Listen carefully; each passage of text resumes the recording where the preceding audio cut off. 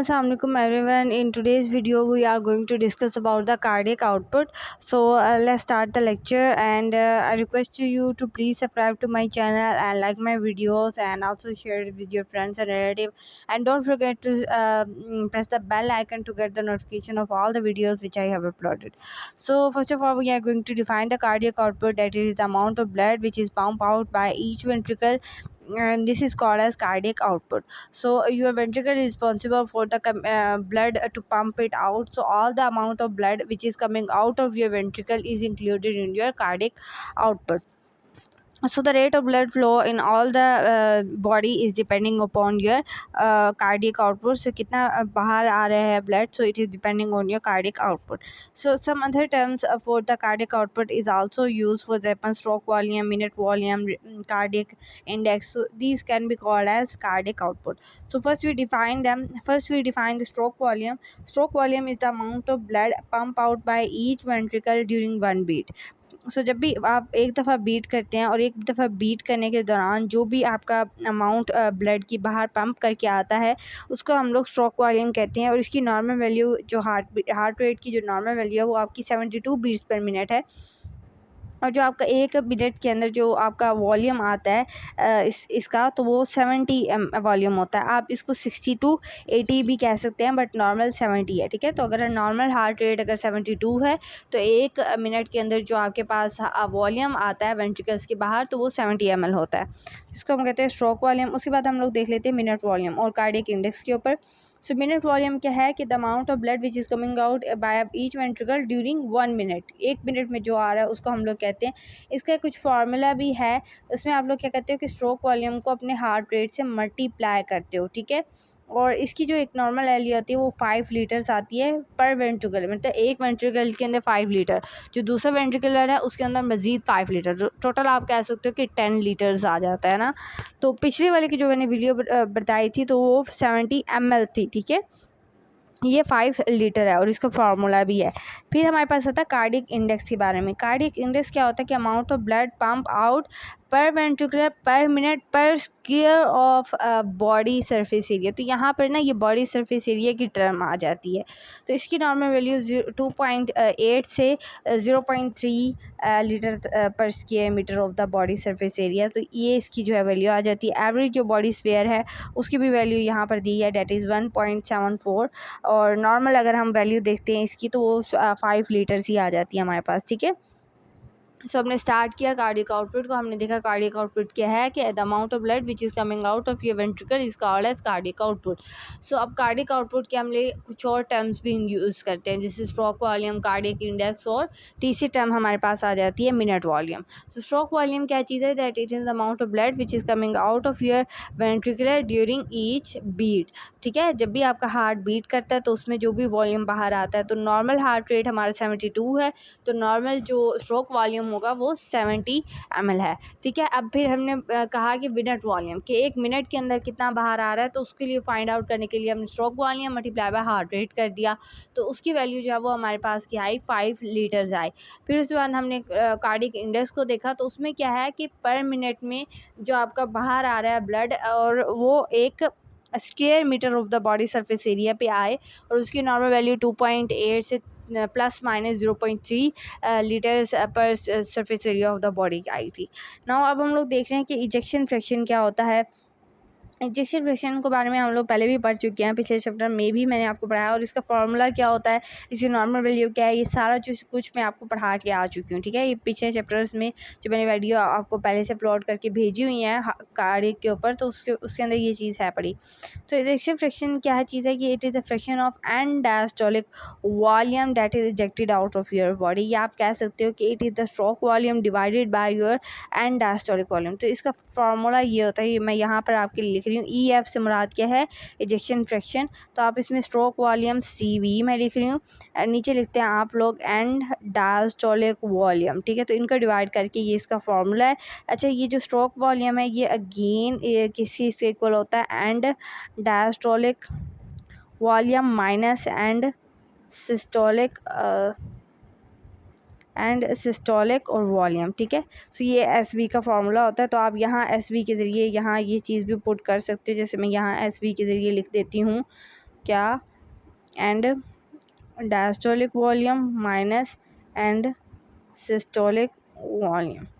ठीक है, सो ये फार्मूला हो जाता है आपका इजेक्शन फ्रैक्शन का, और नॉर्मल जो इसकी वैल्यू है वो 60 to 65% आ जाती है। ठीक है, अब कार्डियक रिजर्व क्या है? कार्डियक रिजर्व का मतलब क्या है? वो अमाउंट ऑफ ब्लड जो आपका रिजर्व हो जाए। तो जिस तरह कार्डियक आउटपुट बढ़ता है उसी तरह ही टोटल जो ब्लड फ्लो है वो आपका बढ़ जाता है। तो cardiac reserve is the maximum amount of blood that could be pump out of your blood above the normal value. तो कि एक नॉर्मल वैल्यू से ज़्यादा कितना ज़्यादा भैया आपका कार्डियक जो है वो पंप कर सकता है, तो उसको हम कार्डियक रिजर्व कह रहे हैं। ठीक है, ये नहीं कह रहे कि हमने रिजर्व करना है या हमने बचा के रखना है ब्लड को, नहीं, एक मैक्सिमम अमाउंट कितनी है, एक मैक्सिमम कैपेसिटी कितनी है आपकी हार्ट की, उसको हम कार्डियक रिजर्व कहने हैं। नॉर्मल वैल्यूज़ की हर पर्सन में डिफरेंट है। जैसे अगर हम हेल्थी बात करें तो उसमें 300 to 400 आता है। अगर हम लोग किसी ओल्ड पर्सन की बात कर रहे हैं तो वहाँ पर कम हो जाता है, सारी बात है एज की वजह से 200 to 250 आ रहा है। एथलीट्स के अंदर ज़्यादा होता है। ठीक है, वेरिएशंस आ जाती हैं अब कार्डियक आउटपुट के अंदर। आप लोगों को पता है कि हर वक्त कार्डियक आउटपुट सेम नहीं रहता है, इसके अंदर कुछ ना वेरिएशंस आती हैं।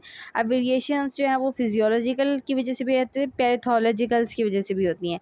ठीक है, अब कौन कौन सी वेरिएशंस हैं वो देखते हैं। ठीक है, पहले हमने सारा उसको डिफाइन किया, उसकी टर्म से किया, अब हम वेरिएशंस देख रहे हैं। तो फिजियोलॉजिकल कंडीशन में सबसे पहली चीज़ आती है एज। तो चिल्ड्रंस के अंदर और ओल्ड पीपल्स के अंदर तो ये कम होता है, बट एडल्ट्स के अंदर ये ज़्यादा होता है कार्डियक जो आउटपुट होती है। इसके अलावा अगर आप सेक्स की बात करते हैं तो फीमेल्स में जो है वो हर चीज़ कम होती है। ठीक है, मेल्स के बजाय, तो इससे फीमेल्स के अंदर कार्डियक आउटपुट कम है। ठीक है, अगर आप बात करें कि आपका बॉडी का मास कितना है, तो जाहिर बात है जितना ज़्यादा बॉडी होगी उतनी ज़्यादा जो है वो कार्डियक आउटपुट भी ज़्यादा होगा। ठीक है, डाययूरेनल वेरिएशन की अगर हम लोग बात करते हैं, डाययूरेशन मतलब कि सुबह और दिन को क्या चीज़ होती है। ठीक है, सॉरी, मॉर्निंग और नाइट की रूटीन में क्या चीज़ है। तो अगर आप बात करते हैं तो मॉर्निंग में आपका जो कार्डियक आउटपुट होता है वो कम होता है, और डे टाइम में जब आप यानी जब दिन पूरा हो जाता है तो उसमें आपका कार्डियक आउटपुट ज़्यादा रहता है। नाइट टाइम में अगेन ये कम रहता है। ठीक है, तो ये फिजियोलॉजिकल कंडीशन है, आपकी एज, आपका सेक्स, आपकी बॉडी, आपका डायरेशन वेरिएशन। इसके अलावा आपका इन्वायरमेंटल टेम्परेचर भी इफेक्ट करता है। ज़ाहिर बात है टेम्परेचर बढ़ेगा कार्डियक आउटपुट भी बढ़ेगा, आपके इमोशंस आएंगे, आपको उस चीज़ से भी बढ़ सकता है। आफ्टर मील भी ये ज़्यादा होता है, एक्सरसाइज की कंडीशन में भी ज़्यादा है कि जब आप हाई आल्टीट्यूड पे जाते हैं तब भी ये ज़्यादा होता है। इसके अलावा पोस्चर चेंज करते हैं तब आपका कार्डियक आउटपुट डिक्रीज़ कर जाता है। ठीक है, इसके अलावा अगर आप लोग देख सकते हो कि प्रेगनेंसी की केस में भी कार्डियक आउटपुट इंक्रीज़ हुआ होता है, लेकिन स्लीप की केस में जब आप लोग सो रहे होते हो तब ये कम होता है। तो ये कुछ फैक्टर्स है जिन पे ये इफ़ेक्ट करता है। अब मैं सिंपली आपको बता देती हूँ कि क्या-क्या चीज़ हो रही है। तो सिंपली अगर आप लोग याद रखना चाहते हैं ना, तो आफ्टर मील, एक्सरसाइज के वक़्त, हाई एल्टीट्यूड पे, और टेम्परेचर जब ज़्यादा होता है, इमोशनल ज़्यादा होते हैं, तो इन चीज़ में ये ज़्यादा होता है। ठीक है, एज की बात आपने करनी है तो एज हर पर्सन की क्योंकि अलग होती है, लेकिन जिस तरह एज बढ़ती जाती है कार्डियक आउटपुट कम होता है। सेक्स की बात हमने की थी तो फीमेल्स में कम है, मेल्स में ज़्यादा है। डे टाइम और नाइट टाइम की बात की थी तो डे टाइम में ज़्यादा होता है, नाइट टाइम में कम होता है। इसको हम कहते हैं डाययूरेनल वेरिएशन। ठीक है, ये सारी चीज़ें हमने डिस्कस कर लिया। अब हमने पैथोलॉजिकल कंडीशन की तरफ जाना है कि अगर हमें कोई डिजीज़ कंडीशन हो जाती है तब हमारा कार्डियक आउटपुट उस केस में किस तरह से बिहेव करता है, किस तरह से वेरिएशन शो करता है।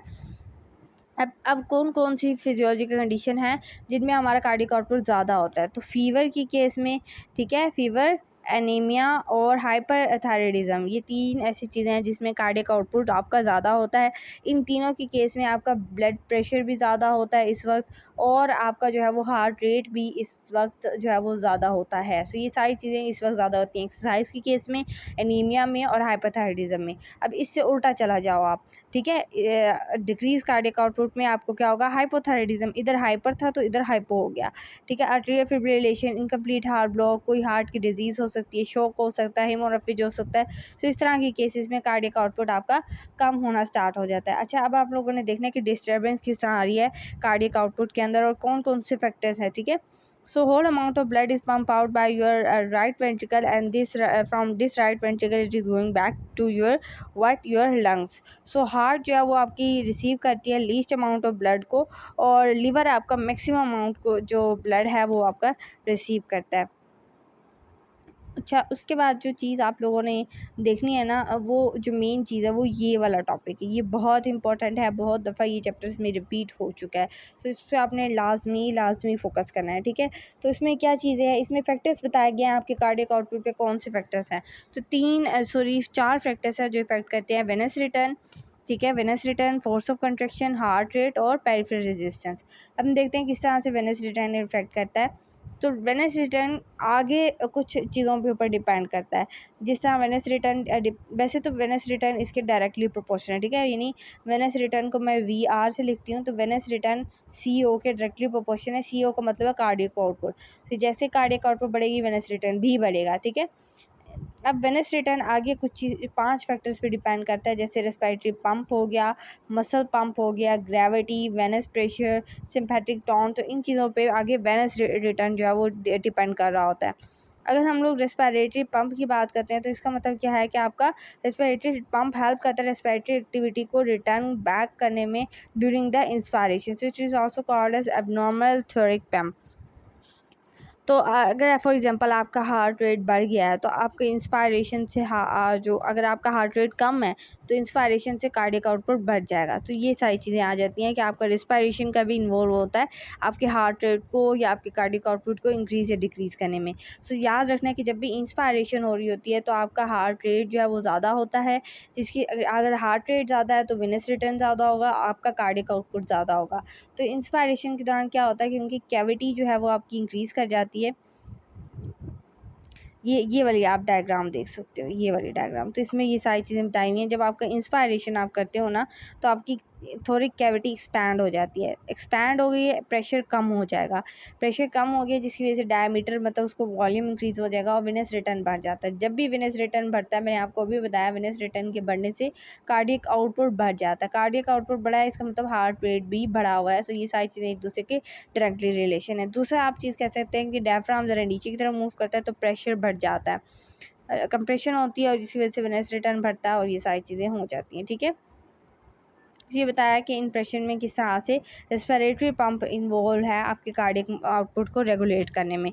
सेकंड चीज़ आती है मसुलर पंप।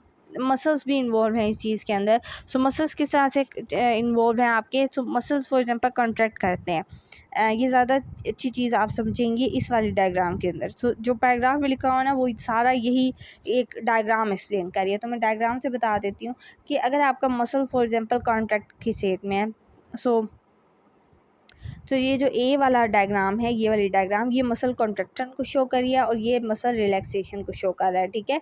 तो अब हम लोग देखते हैं कि किस तरह, पहले हम लोग मसल कॉन्ट्रैक्शन को देख लेते हैं। सो जब आपकी ये मसल्स जो हैं ये कॉन्ट्रैक्ट कर रहे हैं, ठीक है, ये कॉन्ट्रैक्टेड मसल हैं, ये आपको फूले हुए लग रहे हैं, ठीक है, रिलैक्स में ये सिकुड़ जाएंगी, ठीक है।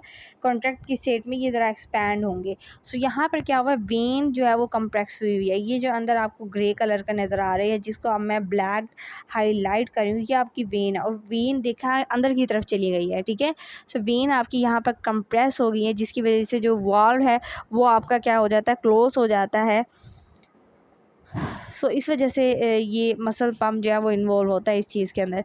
लेकिन जब आप दूसरी दफ़ा देखें कि मसल यहाँ रिलैक्स हो गया, आपकी वेव जो है वो ओपन हो गई है, जो आपका वाल्व है वो ओपन हो चुका है, यहाँ पर सॉरी क्लोज हो चुका है। इधर वाल्व आपका ओपन था, इधर आपका वाल्व क्लोज हो चुका है, ठीक है। सो अब हम लोग देखते हैं कि क्या चीज़ होती है मसल पंप के अंदर।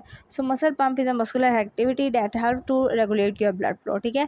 सो अगर आपके जो है ना, due to presence of valves compression is move toward the heart. So अगर मस्कुलर एक्टिविटी इंक्रीज होती है तो इसके साथ वेनस रिटर्न भी इंक्रीज होता है। इट्स मीन कि मस्कुलर पंप भी वेनस रिटर्न की डायरेक्टली रिलेशन है। सो अगर मसल्स आपके कॉन्ट्रैक्ट कर रहे हैं तो वेन्स जो है वो आपकी कंप्रेस हो रही होगी और जो वाल्व होगा वो ओपन हो जाएगा। वाल्व के ओपन होने की वजह से ब्लड जो है वो फ़ौरन मूव कर जाएगा और इस तरह से आपका जो वेनस रिटर्न है वो बढ़ जाता है।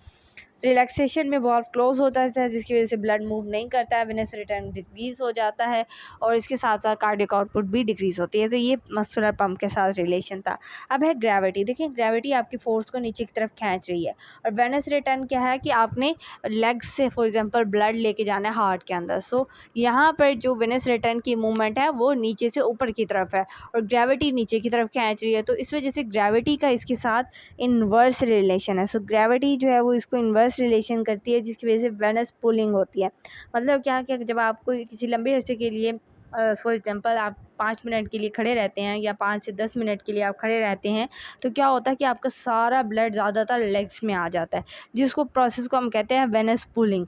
इस वेनस पुलिंग की वजह से आपका जो वेनस रिटर्न है वो कम हो जाता है, ठीक है, क्योंकि ब्लड को बहुत ज़्यादा फोर्स चाहिए होती है नीचे से ऊपर जाने में, क्योंकि ग्रेविटी उसे बहुत ज़्यादा खींच रही है।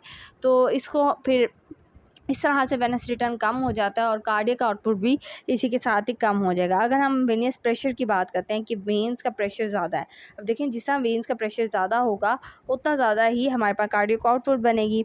अब क्या होता है कि वेनियस सिस्टम के अंदर बहुत सारी वेन्यूल्स होती हैं, वेन्स होती हैं, सुप्रावेना कैवा, इंफीरियर कैवा। तो एज जब आप वेन्यूल से जाते हैं आर्ट्रियम की तरफ, मतलब पहले वेन्यूल्स आता है, ये बता रही हूँ, ये देखिए पहले वेन्यूल्स आते हैं, वेन्यूल्स डिवाइड होते हैं आपकी वेन्स के अंदर।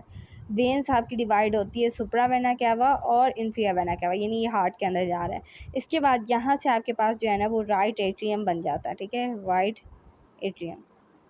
तो यहाँ से जब आप यहाँ मूव करते हैं ना तो आपका प्रेशर कम हो जाता है। अब प्रेशर देखें कम हो रहा है, जिसकी वजह से आपका जो रिटर्न होगा बैक कार्डियक आउटपुट का वो कम हो जाएगा, वेनस रिटर्न जो है वो कम हो जाएगा। इसकी वैल्यूज़ भी दी हुई हैं, जैसे अगर आप देखें वेन्यूज़ के अंदर प्रेशर कितना है 12 to 18 है, लेकिन जब आप वेन्स के अंदर जाते हैं तो यहाँ पर प्रेशर जो है वो 5.5 मिलीमीटर मतलब कम होता जा रहा है ना आहिस्ता आहिस्ता प्रेशर। जब आप जा रहे हैं राइट एट्रियम में प्रेशर और कम हो गया, 4.6 हो गया, और जब आप जाते हैं आर्टरी डायस्टोल में तब तो ज़ीरो हो जाता है प्रेशर। तो आप देख रहे हो कि ग्रेजुअली डिक्रीज़ हो रहा है।